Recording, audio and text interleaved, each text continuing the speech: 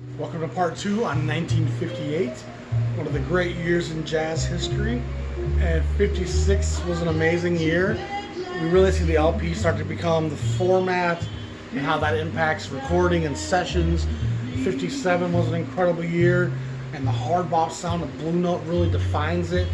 58, we see that transcend now across a lot of other labels. New Jazz, Prestige launches, kind of launching them in a new, edgier direction within the 7000 series. Riverside comes to the fore in 1958, and we saw what Jubilee did in part 1, which was really impressive.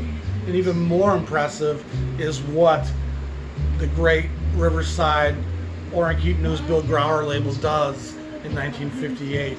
I just want to show you this Morgana King record. It's on United Artists. It's what we've been listening to here. This is from 1958. It's not one of my featured pieces, but I just got it, and I've been enjoying listening to it, so I figured we'd play it in the background here. So in 1958, Riverside in 55 doesn't have much come out. I think they do the first Monk Ellington record.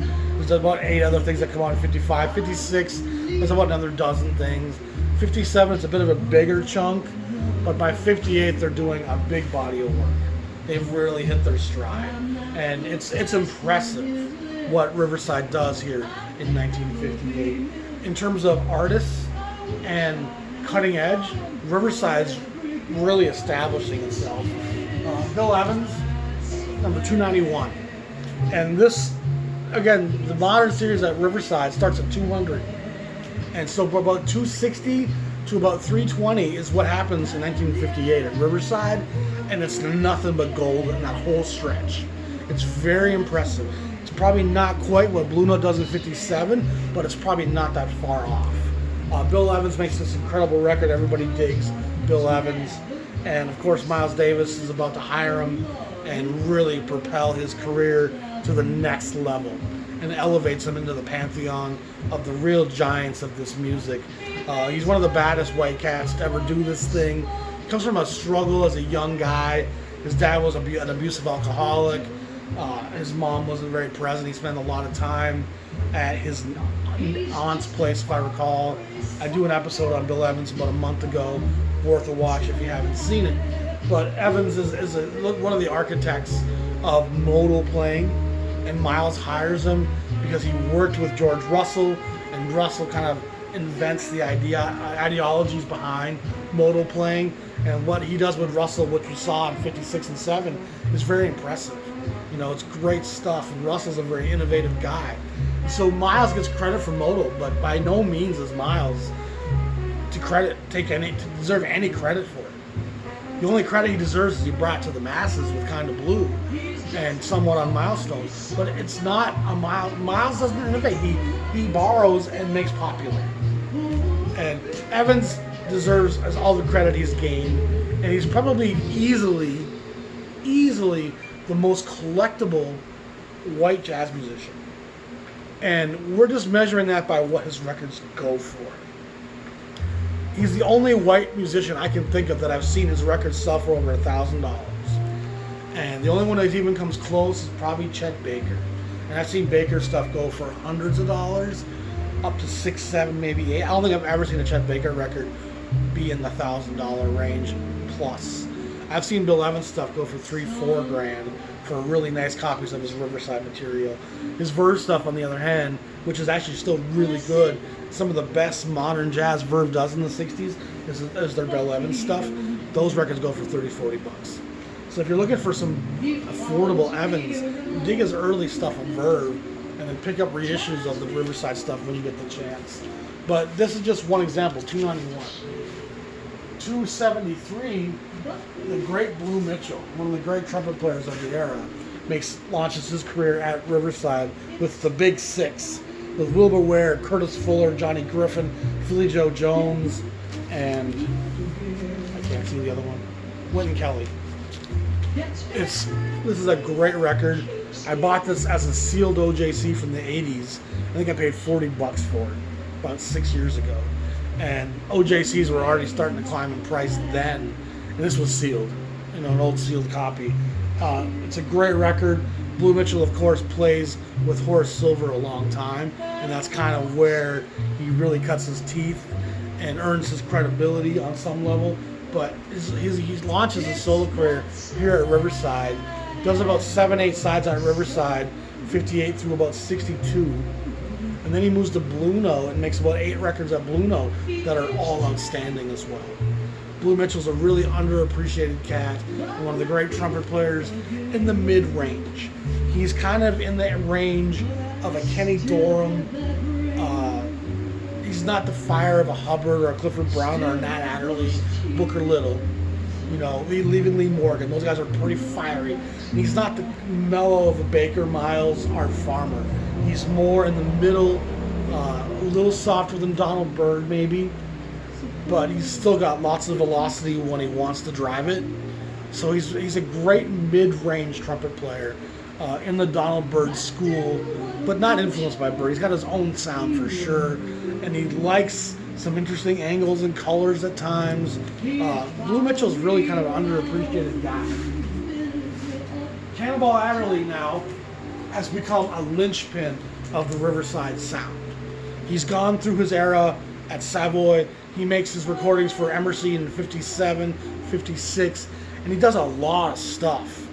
And Emerson Mercury will continue to put out Adderley stuff into the early 60s, but he's firmly at Riverside by 58. And he has various different working groups, sub with Yusuf Lateef later on. His brother Nat Adderley's on a lot of them. This has Milt Jackson on it, Wynton Kelly, Percy Heath, and the great Art Blakey. All of his Riverside stuff is phenomenal. Adderley's a great player. He's a fun player. He doesn't have the anger and intensity of some of the cats of this era. He's from Florida. He's a little bit more jovial. He got the name Cannonball, and the name was kind of adapted from the term cannibal because he liked to eat whatever he could get his hands on. He was a pretty big fella at times in his career, and he also slims down at times. I love Cannonball, and like I said, he's a bit of a lighter mood than some of the guys you're going to get in the hard bop era. Wynton Kelly comes back after a long hiatus. He makes some Blue Note recordings in the early 50s on a 10-inch, and he doesn't record as a leader all the way up into 1958, where he starts making stuff for Riverside. He does 2-3 maybe records at Riverside in this moment that are outstanding. He starts to work with Miles Davis, and Miles was kind of an ass to him. He replaces him with Bill Evans, and Evans was in the group in 58, left. Kelly comes in, and then he just brings Evans back for kind of blues and sidelines Wynton Kelly, and eventually Wynton Kelly, Paul Chambers, and Jimmy Cobb all leave. They're like F you Miles, and they go work together on their own project, and those three work together throughout the 60s, up into Paul Chambers' passing. I love Wynton Kelly. He's one of the most driven piano players in terms of rhythm and blues. He wants to swing. And Miles would say he would often sit off stage and watch Wynton Kelly swing.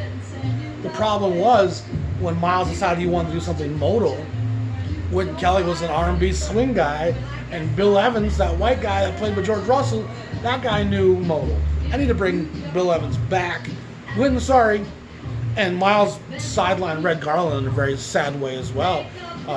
Garland didn't show up one day. He put Wynton Kelly in the chair. Gave the job to Wynton Kelly. Miles is kind of an ass. Not kind of, he is. Of course, Monk is making stuff for Riverside throughout 55, 56, 57, 58, all the way up until his move to Columbia in 1960. He's doing landmark stuff for Riverside. And Riverside had the foresight to see the brilliance of Thelonious Monk, where he does stuff before with Prestige and with Blue Note. Those records never had much of a commercial market. The critics didn't hear him and get him. I believe Monk had lost his cabaret license, so he wasn't playing live for a stretch. So the audience hadn't caught on to him yet. It's at Riverside where Monk really starts to become the legend that he is today. And then that solidifies when he goes to Columbia, and Columbia really allows you to become a giant. Number 280 is the great Max Roach. Max Roach, of course, had worked with Clifford Brown, 54, 55. In 56, he kind of continues that group with Sonny Rollins, Kenny Dorham, Booker Little. The group's kind of shifting and changing. He kind of eventually dissolves that group, and he signs with Riverside, where he does 2 or 3 outstanding records before he moves on to Impulse and Candid. And Max is one of the great drummers in the history of this music. He was a very politically charged, socially conscious guy. His records will absolutely fit in with all the hard bop, emoting.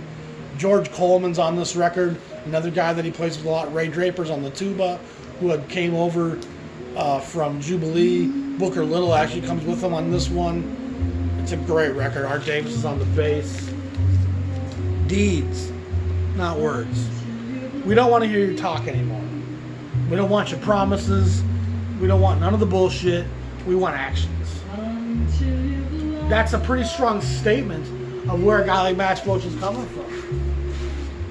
In the same vein, Rollins has now moved on from Blue Note, in Prestige, Blue Note, then on to Riverside, and he makes 2 or 3 records at Riverside that are outstanding. And the Freedom Suite is one of his highlights in his career. This is with Oscar Pettiford, Max Roach, recorded in February. The Freedom Suite track is all side 1. It's brilliant.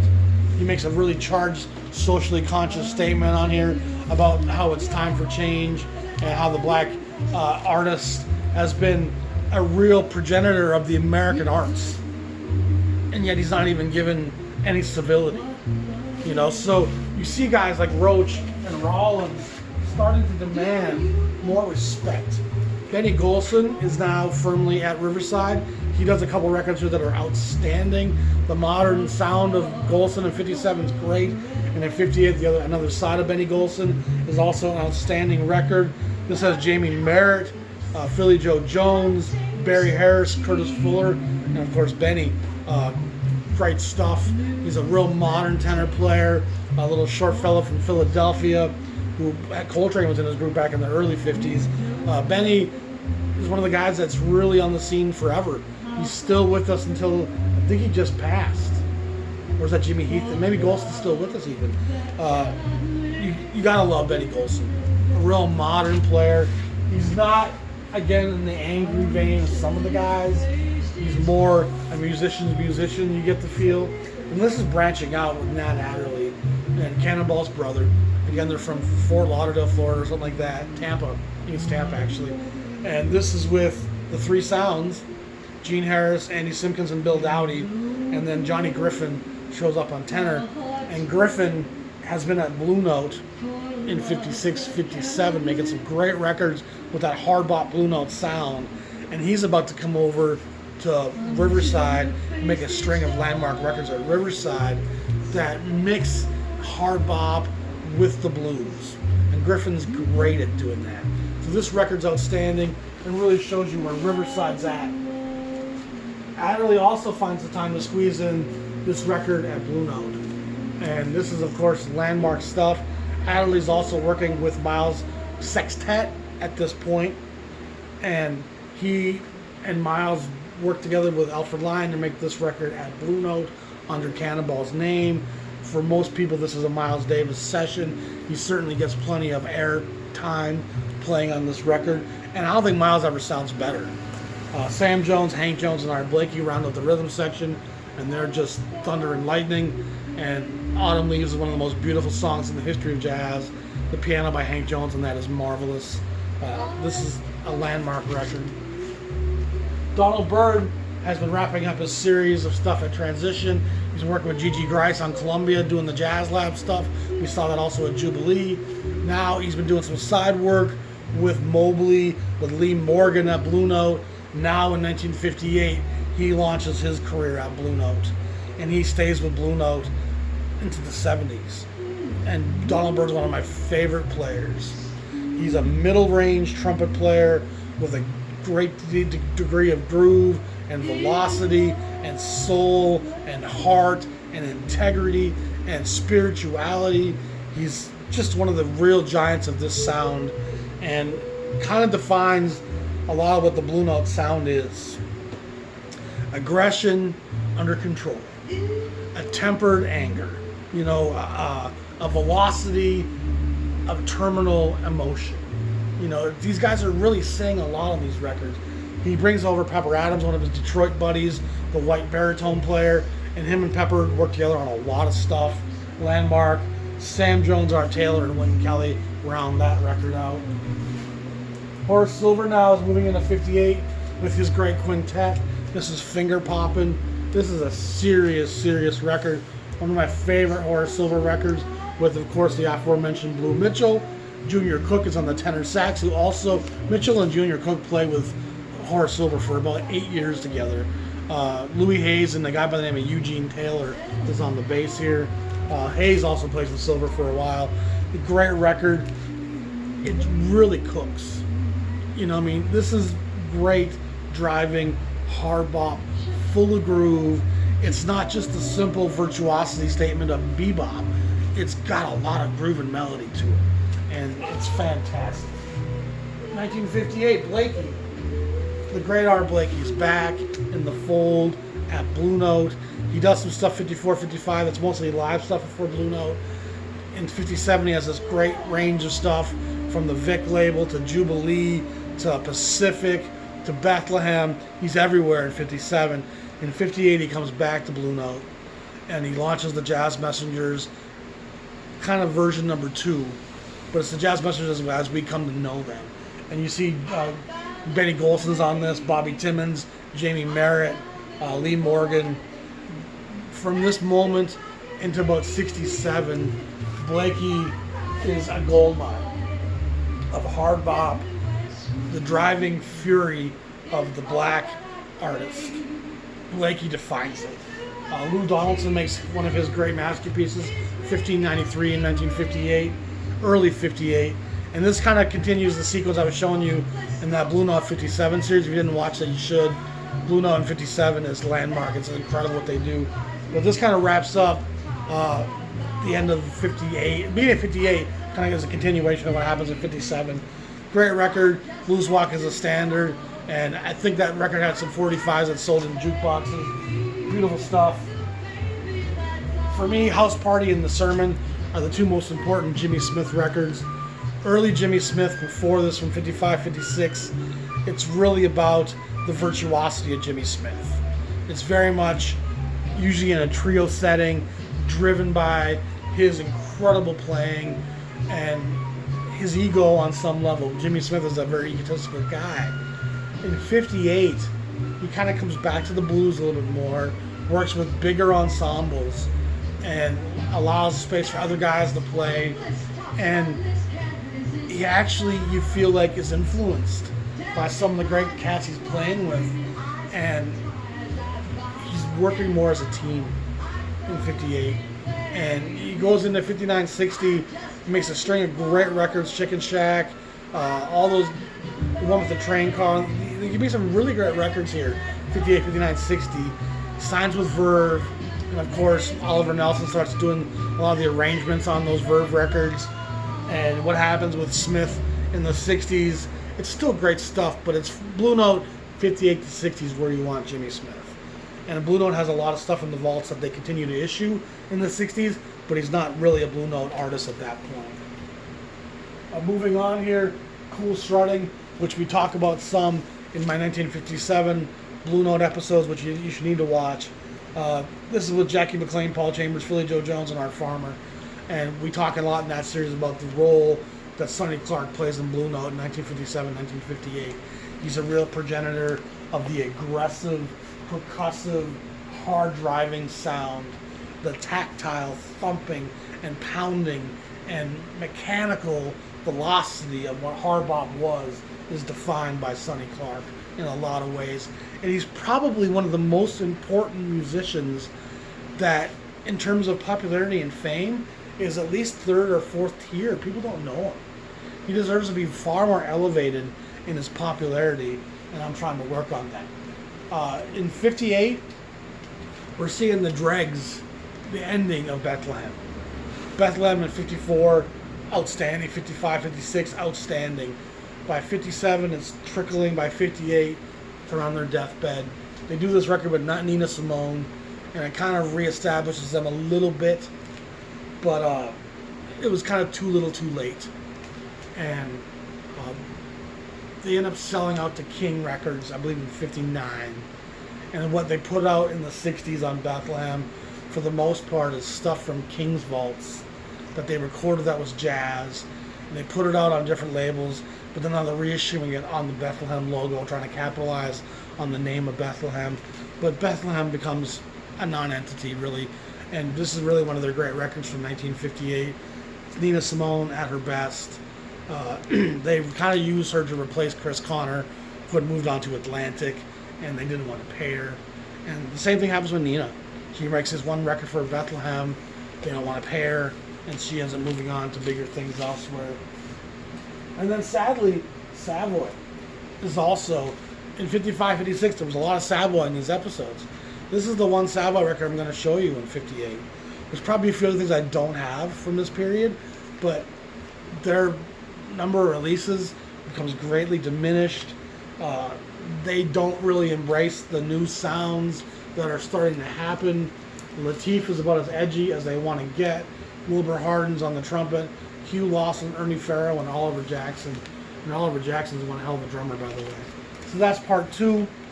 I'm going to do part 3 next. And I will probably launch these separately. So y'all stay tuned. Be safe. Peace.